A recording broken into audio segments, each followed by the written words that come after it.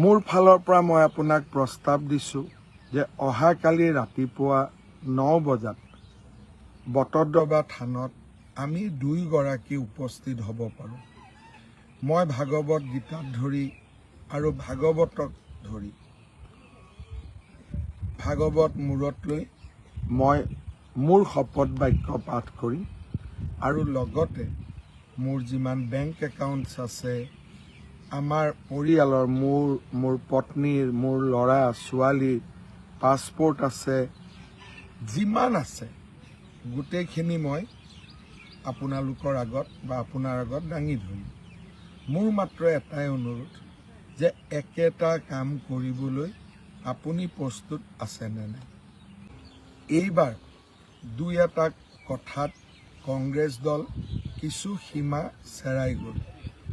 বিশেষকৈ যোৱা দুদিন ধৰি বিভিন্ন ধৰণৰ পাছপোৰ্ট, ভিছা, সম্পত্তি, ফটোশ্বপ, AI, ফটোষ্টেট যিমানবিলাক কৰিব পাৰে তেওঁলোকে সকলোৰে সীমা চেৰাই গ'ল আৰু এতিয়া তেওঁলোকে কোনো কথাকে প্ৰমাণ কৰিব নোৱাৰি যোৱাকালিৰে পৰা সাৰ সুৰ নোহোৱাকৈ এক প্ৰকাৰ তেওঁলোকে গাঁতৰ ভিতৰত সোমাবলৈ বাধ্য হ'ল। যোৱা দুদিন ধৰি কংগ্ৰেছ দলৰ সভাপতি গৌৰৱ গগৈয়ে বাৰে বাৰে সাংবাদিকসকলক এটা কথা কৈ আছে যে হিমন্ত বিশ্ব শৰ্মাই গীতাত ধৰি শপত খাই ক'ব পাৰিব নেকি যে তেওঁৰ বিদেশত কোনো সম্পত্তি নাই। গৌৰৱ গগৈ ডাঙৰীয়া, মই আপোনাৰ এই প্ৰত্যাহ্বান স্বীকাৰ কৰিছোঁ। মোৰ ফালৰ পৰা মই আপোনাক প্ৰস্তাৱ দিছোঁ যে অহাকালি ৰাতিপুৱা 9 বজাত বটদ্ৰৱা থানত আমি দুয়োগৰাকী উপস্থিত হ'ব পাৰোঁ। মই ভাগৱত গীতাত ধৰি আৰু ভাগৱতক ধৰি ভাগৱত মূৰত লৈ মই মোৰ শপত বাক্য পাঠ কৰিম আৰু লগতে মোৰ যিমান বেংক একাউণ্টছ আছে, আমাৰ পৰিয়ালৰ মোৰ পত্নীৰ, মোৰ ল'ৰা ছোৱালীৰ পাছপোৰ্ট আছে, যিমান আছে গোটেইখিনি মই আপোনালোকৰ আগত বা আপোনাৰ আগত দাঙি ধৰিম। মোৰ মাত্ৰ এটাই অনুৰোধ যে একেটা কাম কৰিবলৈ আপুনি প্ৰস্তুত আছেনে নাই।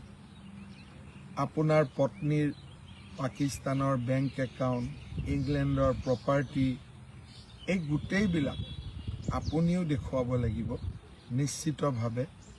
আৰু ভাগৱত গীতাত ধৰি আপুনিও এবাৰ হ'লেও ক'ব লাগিব যে পাকিস্তানত থকা সময়ছোৱাত আপুনি কাৰ কাৰ আতিথ্য লৈছিলে আৰু আপুনি কি ধৰণে 7টা দিন অতিবাহিত কৰিছিল, ৰাৱালপিণ্ডিলৈ আপুনি কিয় গৈছিল।